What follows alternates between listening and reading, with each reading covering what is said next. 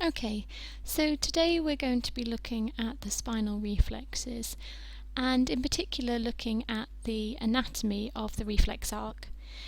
Reflexes are a really important part of the neurological examination, and they can provide us with evidence as to where in the nervous system the lesion is that's giving rise to a clinical picture. Understanding the anatomy of the reflex arc can be really useful in helping us to interpret clinical findings, but also understand why those clinical findings are present with particular pathologies. So the first thing I want to do is just to remind ourselves how the reflex arc fits into the wider context of the whole of the nervous system, as it isn't an isolated thing. And as you'll see later in the tutorial, it's something that's very much part of and modulated by other systems and processes that are occurring in the nervous system. So here I'm drawing a quick cartoon of the nervous system, highlighting the motor system in particular. Here we've got the brain stem, the spinal cord with its pairs of spinal nerves. One of those spinal nerves I've stretched off to form a peripheral motor nerve that's then innervating a muscle, and so we'll have a neuromuscular junction as well. So in this tutorial we're going to be looking at a section of this in more detail. We'll be taking a slice through the spinal cord so that we can see what's going on in the spinal cord at a synaptic level. So what are reflexes, and what are we testing when we examine them in our neurological examination? Well, a reflex is a subconscious stimulus response mechanism that allows our body to maintain homeostasis. So what does this actually mean? Well, let's illustrate this with a simple drawing of one of the reflexes that we commonly test in the neurological examination. So I'm drawing a knee here, and today we're going to be talking about the knee reflex, although the principles that apply to this reflex apply to all of the deep tendon reflexes. I'm just using this for illustrative purposes. So here we've got the patella and the bones of the lower limb.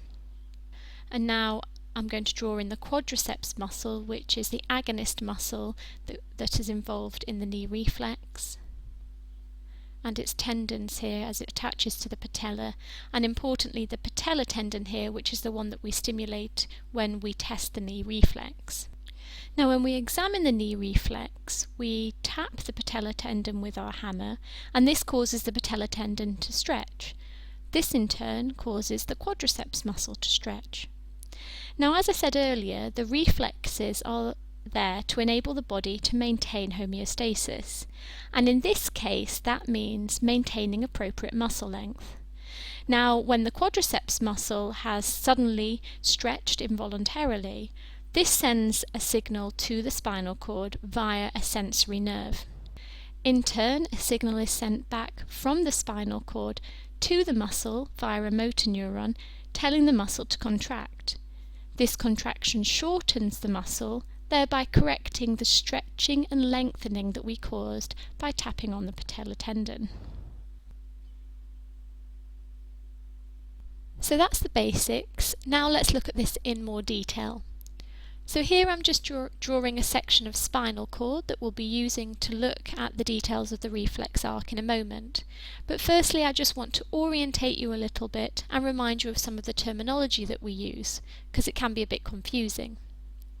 So firstly, whenever we talk about the front part of the spinal cord, we refer to this as ventral or anterior. They can be used interchangeably, they just mean this front aspect of the spinal cord. Similarly, when we talk about the back of the spinal cord, we refer to the dorsal or posterior part. Again, they can be used interchangeably. The spinal cord itself is divided into a central grey matter portion, which I'm just colouring in here. This grey matter part of the spinal cord is what houses the cell bodies of the neurons.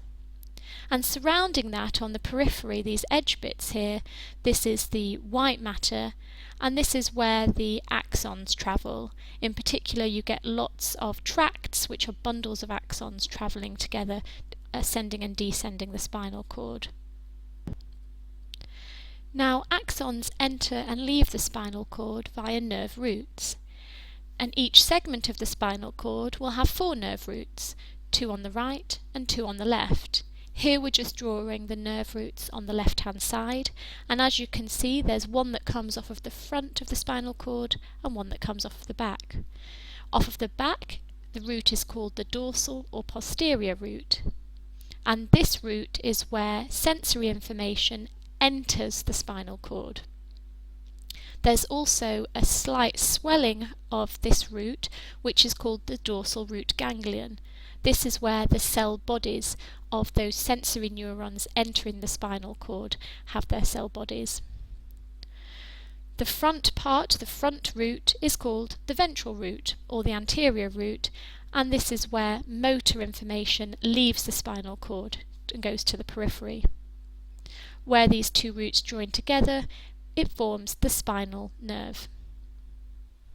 So this spinal nerve will contain both sensory information coming into the spinal cord and motor information leaving the spinal cord. Okay, let's get rid of all of those labels now, and if you feel that you still need any further revision of the basic anatomy of the spinal cord, then I would recommend that you do the tutorial on this. You can either do this before you do this reflex tutorial or afterwards. They all fit in together, and doing all of them will help your understanding of the anatomy of the nervous system. Okay, so we've got our spinal cord segment, our nerve roots and our spinal nerve. What we need now is our knee diagram again so that we can complete this image of the reflex arc. So I'm just going to draw that in again as we did beforehand here. Here I'm drawing the quadriceps muscle again, which remember is the agonist involved in this reflex. It's the muscle that will contract. Here is its tendon, and importantly the patellar tendon that we stimulate. But this time I'm also going to draw the antagonist muscle, which in this case is the hamstrings, as this is also involved in the reflex arc. Okay, so let's start this reflex as we did before by tapping on the patellar tendon. As you remember, this stretches the patellar tendon and therefore stretches the quadriceps muscle. But let's look in a bit more detail what's going on in the muscle when this happens. Here I'm drawing a few extrafusal muscle fibres. These are the muscle fibres that are the contractile elements of the muscle, and you can learn a bit more about these if you do the tutorial on muscle and muscle pathology. In between these extrafusal muscle fibres, I'm drawing a different type of muscle fibre. This is an intrafusal muscle fibre. This isn't a contractile element, it's not involved in the contractile process, but instead forms part of a specialised sensory receptor within the muscle called the muscle spindle. Now the muscle spindle detects changes in muscle length. So when we have stretched this muscle by tapping on the patellar tendon, what happens is that this receptor detects this and sends an impulse via a sensory neuron towards the spinal cord. This sensory neuron enters through the spinal nerve and of course enters then the spinal cord through the dorsal root with its cell body in the dorsal root ganglion and eventually terminates in the anterior horn of the grey matter of the spinal cord. Now this sensory neuron is a 1A sensory afferent. The afferent part just describing that this is a neuron carrying information towards the central nervous system, and the 1A part describing that this is a sensory neuron carrying information from a muscle spindle. Now this sensory afferent has terminated in the anterior horn of the spinal cord grey matter, and this is where the cell bodies of the lower motor neurons lie. And indeed this sensory afferent has actually synapsed with a lower motor neuron. Now this lower motor neuron sends its axon out through the ventral root and heads towards the muscle from which the original sensory impulse came. In this case that's the quadriceps muscle. Here that lower motor neuron forms neuromuscular junctions with the extrafusal muscle fibres and stimulates them to contract. Now there are various types of lower motor neuron. This lower motor neuron is an alpha motor neuron, which is a large diameter motor neuron that innervates skeletal muscle, the extrafusal muscle fibers, which are the contractile elements. Now let's go back to the spinal cord and have another look at that 1A sensory afferent. Now, as well as synapsing with a lower motor neuron that goes on to innervate the muscle that was originally stretched in this reflex, that 1A sensory afferent also synapses with an inhibitory interneuron in the anterior horn. This inhibitory interneuron synapses with another lower motor neuron in the anterior horn. And again, this lower motor neuron sends its axon out through the ventral root, but this time innervates the antagonist muscle, in this case the hamstrings muscle. This concurrent activation of interneurons that inhibit activity of lower motor neurons that would normally stimulate antagonist muscles allow the antagonist to relax, thereby allowing the agonist to contract within the reflex arc. Okay, so let's go back to the agonist muscle. Now, as well as the muscle spindle, there is another type of specialized sensory receptor involved in the reflex. This can be found in the muscle tendon and is called the Golgi tendon organ. Now, this specialized receptor is also activated by muscle stretch or muscle contraction. Now, when activated, this sensory receptor sends information again through a sensory afferent towards the spinal cord, entering through the dorsal root and again terminating in the anterior horn. Now, this 1B sensory afferent synapses with an inhibitory interneuron in the anterior horn. But this inhibitory interneuron synapses with the lower motor neuron that goes on to innervate the agonist muscle, in this case the quadriceps muscle, the muscle that was originally stretched. What that does is allow some modulation of that lower motor neuron. So as the muscle starts to contract, it activates the Golgi tendon organ, that fires an action potential along the 1B sensory afferent, and that 1B sensory afferent terminates on an inhibitory interneuron, and that inhibitory interneuron inhibits the lower motor neuron that's causing the contraction. This protects the muscle from overcontraction and injury. Now, when you consider all of these processes, the reflex seems like quite a complicated thing. But actually, when you take it down to its core components, it's very, very simple.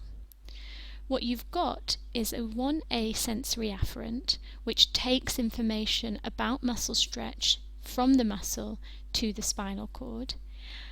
That 1A sensory afferent synapses with a lower motor neuron or an alpha motor neuron, which then takes information from the spinal cord to the muscle, telling it to contract. So essentially, there are only two neurons involved in the process, and there's only one synapse, that between the sensory afferent and the motor efferent, or the motor neuron leaving the spinal cord. And so it's referred to as a monosynaptic reflex, meaning just one synapse. So what I want to do now is strip all of that detail back and just go back to the very basics. And for the last section of this tutorial, we're going to be looking at the reflex in the context of the whole of the nervous system, and also in the context of pathology and why you see the clinical findings you see when you have certain nervous system pathologies. So firstly, I'm just going to draw that cartoon of the nervous system that we started off with at the beginning, so you can see how the reflex arc fits back into the wider context of the whole of the nervous system. And in particular, we're going to be looking at the motor system, which this reflex is a part of. And here I've drawn the brain, brainstem, spinal cord and muscle.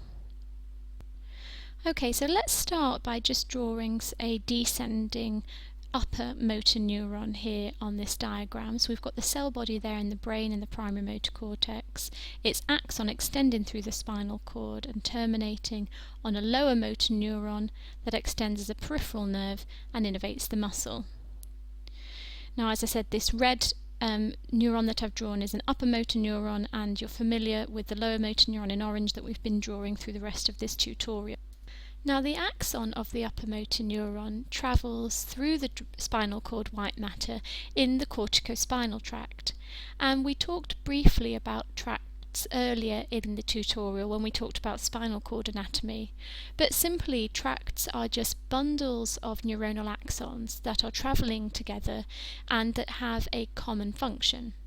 So in this case, the corticospinal tract is a descending tract and has all or the majority of upper motor neurons whose cell bodies lie in the primary motor cortex as they travel down the spinal cord before they synapse with lower motor neurons.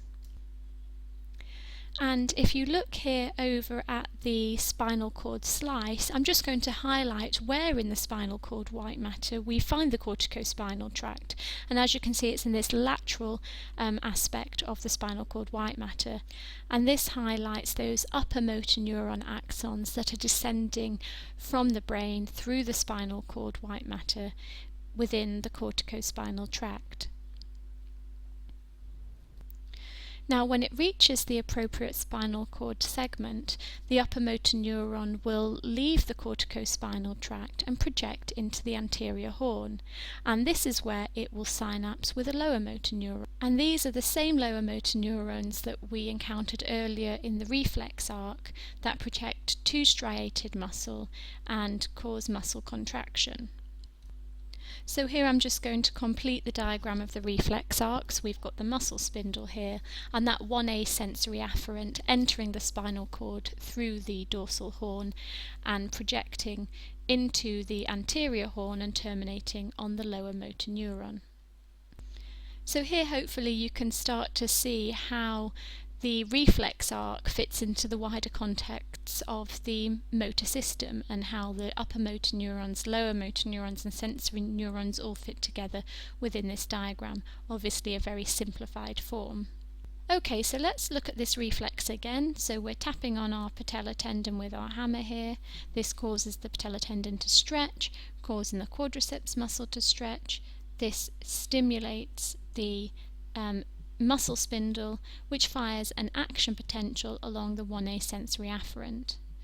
This sensory afferent terminates on the lower motor neuron, which is an alpha motor neuron, which in turn sends an action potential back to the muscle which was initially stretched, and this causes the muscle to contract.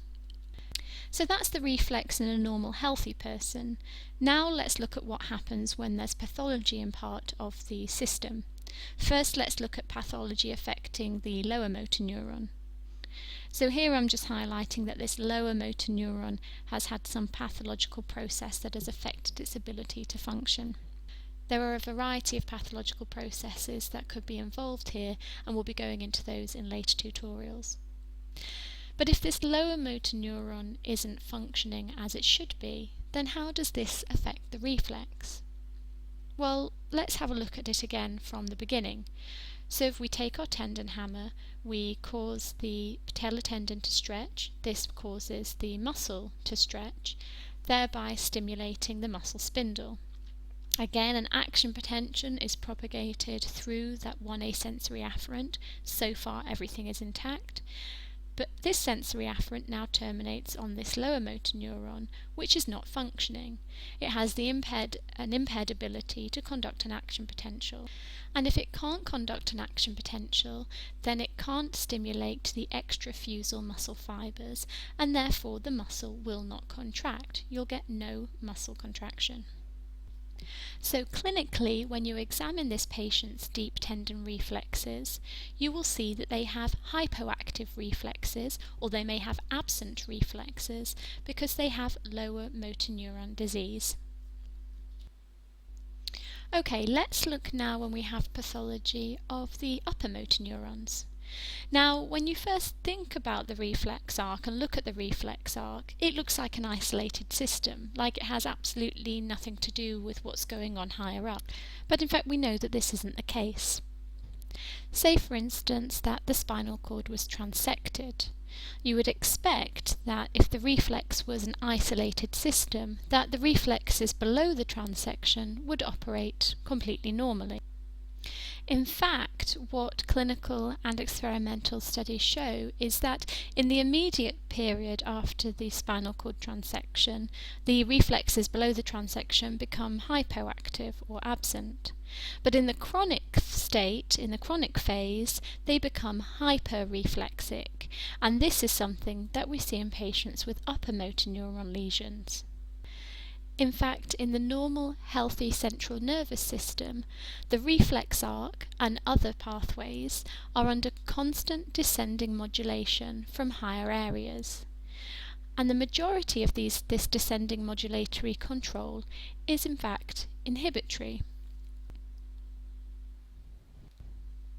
So onto our diagram, let's just draw some descending inhibitory modulation that is affecting the lower motor neuron in the anterior horn. Now, if there's a pathological process that's affecting that descending inhibitory modulation and the descending upper motor neurons in the corticospinal tract, for example, a lesion in the primary motor cortex in the brain, then what will happen to the reflex arc? Well, the reflex arc itself is intact. The sensory afferent can still propagate information about muscle stretch, and the lower motor neuron can still propagate an action potential and cause muscle contraction. But what has happened is that we've lost that descending modulation, which is largely inhibitory. Therefore, we get unopposed activity at the lower motor neuron. This increases the activity of the whole reflex and can increase muscle contraction. And that's why when we examine the reflexes in somebody with an upper motor neuron lesion, we see hyperreflexia. Pathological processes affecting other parts of the reflex arc can also result in abnormal reflexes. For example, if there's a pathology affecting the sensory afferents, then information about muscle stretch cannot be propagated to the spinal cord. Similarly, any pathology affecting the muscle can also affect the reflexes.